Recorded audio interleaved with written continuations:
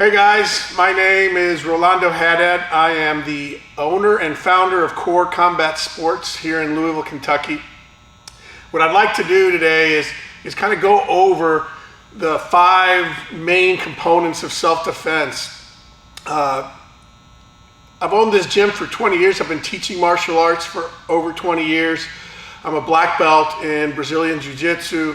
I'm a black belt in Krav Maga. I've competed in American style kickboxing, full contact karate, point karate. I've done a little bit of grappling competition, mixed martial arts competition. I feel that I have a pretty unique and a good understanding of the reality of self-defense. Unfortunately, I've also been involved as I was younger in some altercations and street fights, which I really think those things are nonsense, and it's not something to be proud of, or it's not something to say that I have this record in this. But from the perspective of self-defense, what it does do is it gives me an understanding of what those things look like. I've had people come after me with a knife, and I've had to fight that situation. I've been in fights that involve more than one person. I've been in fights where it's just one-on-one, and actually the fight progressed on a nice grassy area, and had I known grappling back then, that would have been a great opportunity to really win that fight in a safe, quick, effective way. But the reality of self-defense that a lot of people don't want to admit is that it is multifaceted. And what I mean by that is that it's not just one component. I can't just be really, really good at striking or grappling or whatnot. It's a combination of all these things. And what it is situationally dictated, right? So I'm gonna be in a self-defense situation. I'm gonna face a certain situation, and I'm gonna have certain objectives depending on what that situation is and depending on what I am. If I'm a police officer, it might be a little bit different than if I'm, a mom with her kid, or a dad with his wife. So all these things, they're all different. Situation is going to be different. Objective is going to be different. And depending on those things, that's going to determine what the best modality that I use to get myself out of that situation. So hopefully that makes a little bit of sense. The best defense is to not be there, right? So situational awareness is huge. Understanding your environment, understanding where you're going, understanding if you're going into a restaurant or whatnot, where your exits are. Where am I sitting in relation to those exits? Where am I sitting in relation to where other people are? What part of town am I in? Am I familiar with the culture in this area? The norms, are people acting kind of weird? All these things, it's important to understand that situational awareness. Delving further into that part of situational awareness,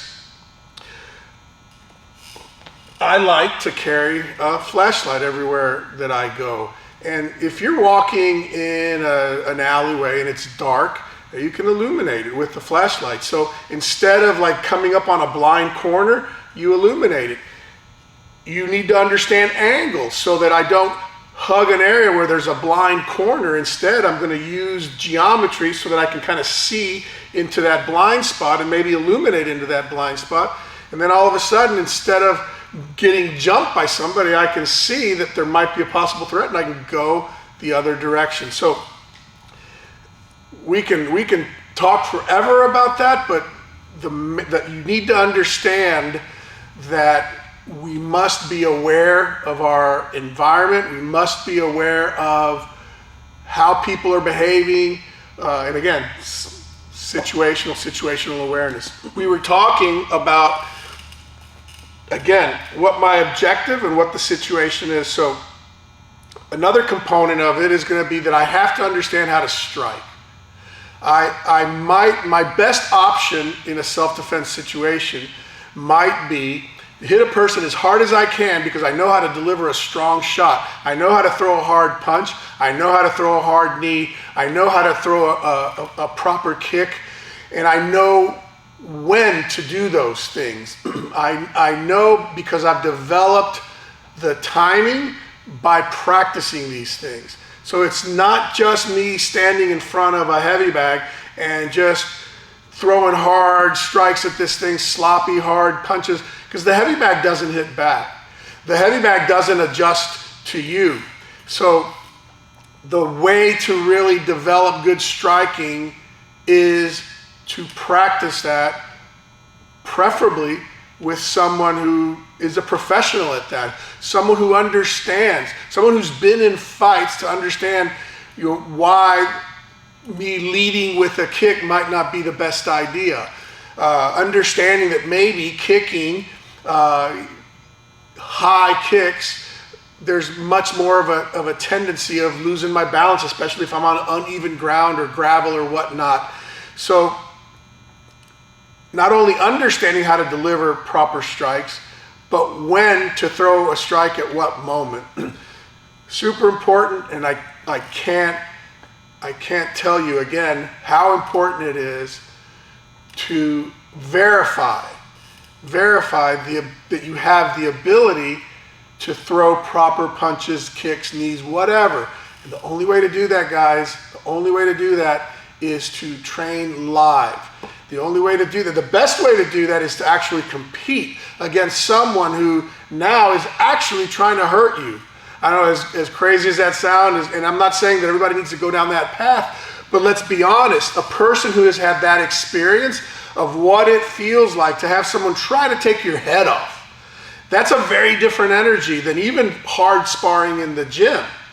Now, if we do hard sparring in the gym, you're light years ahead of the majority of people who think that they understand self-defense because they're hitting pads really hard, right? Because again, a human being is unpredictable. So now you have to strategize against someone else, and if you're working within specific rule sets of striking. So now you don't need to be bothered by all the other variables that are a factor in a street fight, if you will, because that's another thing to talk about. Variables. All the variables that happen on the street, those are things that can kill you, because if I just know how to box and now all of a sudden someone kicks me in the nuts, that's hey, that's illegal. Well, it's not out here. Someone headbutts you. You can't do that in well, you can certainly do it out here. Or if you're just used to sparring with big 18-ounce gloves and actually trying to have a little bit of control so we don't really hurt each other, that's very different than someone that's looking for that dirty shot, looking to really hurt you, looking to damage. And if you've ever been hit hard, that's what that feels like. I can survive this. I've been here before. That whole concept of being here before, that's a big deal. That's a real big deal that again comes from life experiences. And if we really want to be proficient at self-defense, that's a truth. Right? Sometimes distances close really, really quickly. You think you want to strike, and the person changes the rules on you because he blasts in there and wants to grab hold. So when I can't keep the distance such that I'm just going to be doing a little bit of boxing, which is most of the time, to be honest. Most of the time in an altercation on the street, it ain't going to look like a boxing match. It might be a couple of punches thrown and then bodies collide. So you need to understand what to do when bodies collide. How do I structure my, what is my base supposed to feel like? What's an underhook? You need to understand the basic components of clinch work.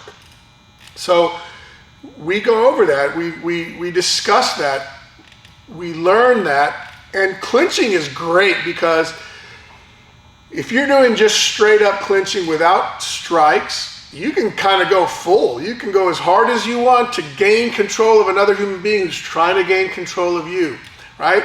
And you can see what that feels like, see how hard it is to get a body lock on somebody, see what my strategy is if someone gets double unders on me.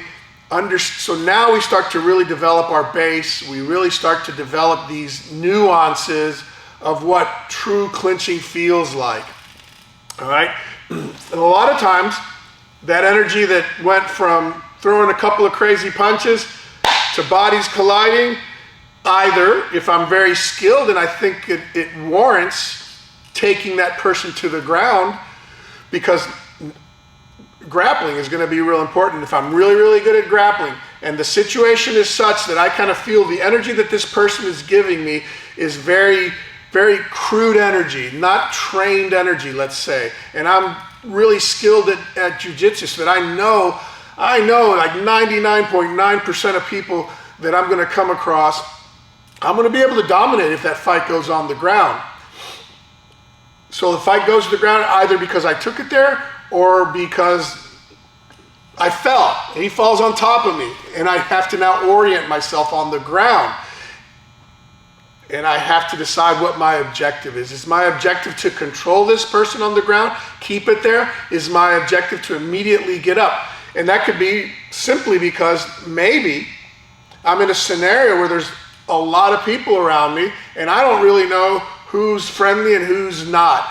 And here's another thing to keep in mind when I'm doing any type of grappling, again, and I hate to use that word, but in a street scenario, in a street self-defense type of thing, even people that are not necessarily aligned with the person you're fighting. A lot of people are just straight up assholes. And they see two people on the ground grappling and they might just want to take a pop shot at somebody. And that pop shot might be at your head, and then that changes the complete dynamics of the fight. So you're an amazing jiu-jitsu guy, and you just got concussed on the ground by just some jerk who was watching this and just decided to get a couple of kicks in. And then God forbid, it's really the allies of the person that you're fighting. Then you've got a lot of problems, because now your mobility is gone because you're on the ground, and you're going to have to deal with people without being able to orient yourself to those people because you're so fixated on the ground. So again, I have to understand grappling, and I can use grappling either to dominate that one-on-one situation, nobody else around, or to be able to reverse the position that I unfortunately found myself in, because maybe I fell and the guy fell on top of me. Well, if I have good jiu-jitsu, I know how to reverse that position, and I know how to do a technical stand-up, get up on my feet, and then deal with the situation with the other modalities, striking or clinching, or just the Nike defense, running the hell away, which is oftentimes a good strategy. Not something we can always do for different reasons, but definitely something worth considering, again, if the situation and the objective allows for me to do that. Not to go off on a tangent, but on the running part, where a lot of people will say, well, just run away. Well, what if I'm with my 3-year-old child? I can't run away. I have to defend that person, right? What if I'm in an area that there's no place to run? No place to run, so I got to fight my way out of this situation. So there are no absolutes, is my point with this. It's based on, again, I'm going to be redundant, the situation that you're faced with and the objective that you're trying to accomplish. And you need to know what that is. You need to know what that is as a citizen. What is my objective? My objective is to stay safe, to me to go home and my family to go home. Everything else is very secondary or tertiary at best, right?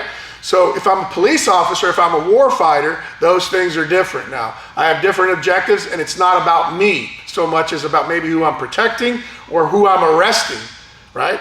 The last thing that I kind of want to talk about when we're dealing with self-defense and real discussions about self-defense, instead of the nonsense that most people put out there, but real self-defense is, here's something that a lot of people aren't going to like, but here's the truth. Force multipliers. So I don't want to get too deep in the woods, because that's a whole other genre, but it's part of self-defense. And what do I mean by force multipliers? Force multipliers can be, a fixed blade knife that you wear on your center line, easy to deploy. And the cool thing about this, and the scary thing about this, which is, that's why I always have to worry about, is that person going to deploy something like this on me? It makes it very difficult for me to deal with that. the same, that's, you know, good for the goose, good for the gander kind of thing. So if I have one and it's warranted that I use this, and I know how to strike, I know how to knife fight. Because what I'm gonna do is I'm gonna put a knife in my hand and I'm gonna throw punches just like I know how to throw punches without this thing in my hand. And now all of a sudden I have quite the advantage. It's very rare that I have this in my hand that someone's going to be real interested in closing distance aggressively and recklessly, right? Because they're going to run into this, right? They're running into this versus just running into this. They're going to respect this a lot more, even if it's being wielded by a small female, a small male, a small person, right? It's a force multiplier. It's a little bit more of an equalizer. And then again, you get into firearms as well. Now, the key with firearms, the thing with firearms is it's not magic. Firearms require training, a lot of training. Most people go to a gun store, buy a gun, they think they're gonna throw it in their purse, they're gonna throw it in their car, they're gonna carry it not chambered because they're afraid that the gun might go off. It's unconscious incompetence. You don't even know what you don't know, but you think that because the gun is supposed to do this thing, and I believe in the Second Amendment, whatever, that it's going to do something for you. It's not going to do anything for you. As a matter of fact, it might make it worse. But if you're trained and you take it in the totality of things, you understand hand to hand. You understand all the variables that could possibly occur. You use your brain, right? Your brain, the gun, the knife, even the fist, they're just tools. The real self-defense is me analyzing things and making decisions, making proper decisions, not emotional decisions, but proper decisions based upon the situation that I'm in and the objective that I want to accomplish. So guys, I hope that this helps a little bit to sort of get us a little bit more competent, a little bit more knowledgeable, a little bit less emotional, and a little bit more intellectual, if you will. Once we have that, then we can start chipping away at the skill set part of the equation. Guys, I really appreciate your support. If you spent the time to watch that last video, I truly appreciate that. I'm very passionate about teaching and imparting knowledge on people. If you want more content like this, go to getselfdefense.com and check it out.